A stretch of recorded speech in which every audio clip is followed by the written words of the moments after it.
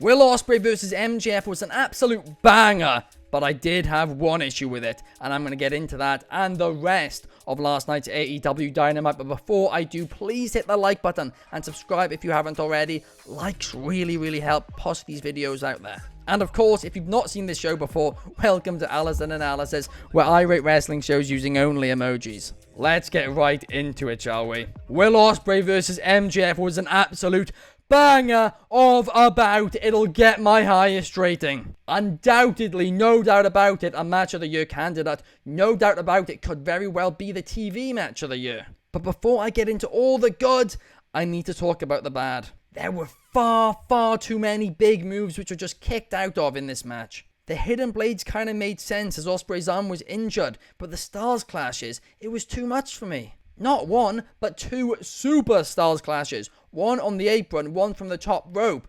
I mean, kicking out of those just kind of feels a little bit disrespectful to me. I understand Ospreay does it as a tribute to AJ Styles, but to have people kick out of the super version of his finisher, I don't know how we feel. But, and I don't mean this as a diss, AEW do love a good kick-out fest, right? They've always done that, so at least it's consistent with their product. It's consistent with what they put out there, so I'm not going to hate on that too much, but for me, it did bother me a bit. Now on to the positives. These two had instant chemistry. Ignoring the kick-out, their selling was absolutely exceptional, especially MJF's was, and I mean, their facials as well, brilliant. Halfway through the match, it kind of slowed down and there was a doctor's stoppage, and I knew where this was going. I said, oh, it's going to a 60-minute time limit draw. I can't believe they're doing this exact same finish again. I don't know how I feel about this, and I don't really like it. But they got me. I love when I'm surprised in wrestling, and I've said it before, I'll say it again, you guys will hear it a lot from me. I love it when I get proven wrong, and this match, I thought it was so obvious it was going 60, and then it didn't, with a shock title change. And MJF winning is certainly questionable. I mean, I really thought we were getting Ospreay versus Pac at All In, and I was really excited for that. But there's clearly a reason why they've done this, and I'm excited to see why. Overall, this was a banger, and not just a great open to AEW Dynamite, but this would have been amazing on any wrestling card at any time. Now on to TV time of Chris Jericho and having an episode of TV time on episode 250 of AEW Dynamite. The irony wasn't lost on me, and it wasn't lost on Chris Jericho either. That was quite funny. Suzuki returned. He came through the forbidden door to open the door that we seemingly forgotten about. Of course, everybody thought for like one segment or like a couple of days that the plan was Suzuki Jericho at Forbidden Door because of that storyline they built, and then they just kind of threw that in the trash. But at least we're getting it next week on AEW Dynamite, and Suzuki's "Hi guys" impression was absolutely hilarious too.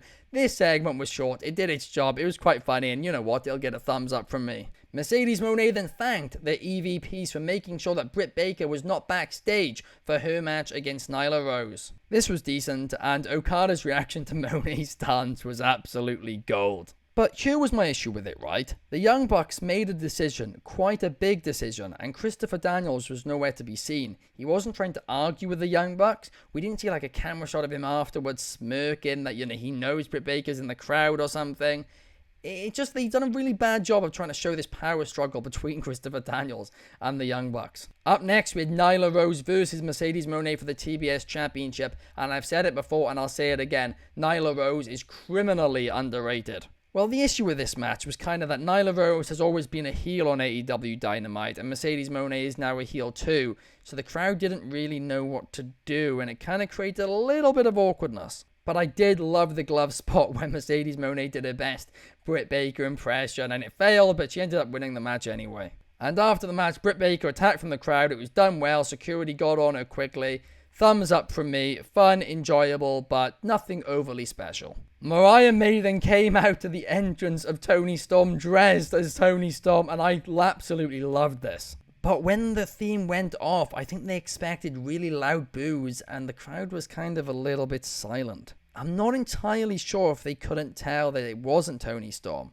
or if they just didn't care. And the crowd was really good for most of the night, but was just downright disrespectful in this segment, right? Because Mariah May was cutting a really good promo. Like, it was really good. She was delivering it brilliantly, and the crowd just didn't care. And not just didn't even care, right? It wasn't like it was a bad promo and they had no reason to care. They had a reason to care, but they just decided to be disrespectful and do what chants? So overall, this was a great promo by Mariah May and a really well done segment, but the issue was the crowd just heard it so badly, so in the end, it was decent, it was fine. But now time for the main event. AEW Champion Swerve Strickland versus Continental Champion Kazuchika Okada. Going into this show, I already knew that I kind of hated where this was going because it was obvious it was going to end in DQ, and I just thought it was so unnecessary. But for the time that it lasted, it was a lot of fun, and the two showed that they have natural chemistry. They definitely didn't give everything that they have, so they could definitely do another match down the line, and I hope we do get to see it.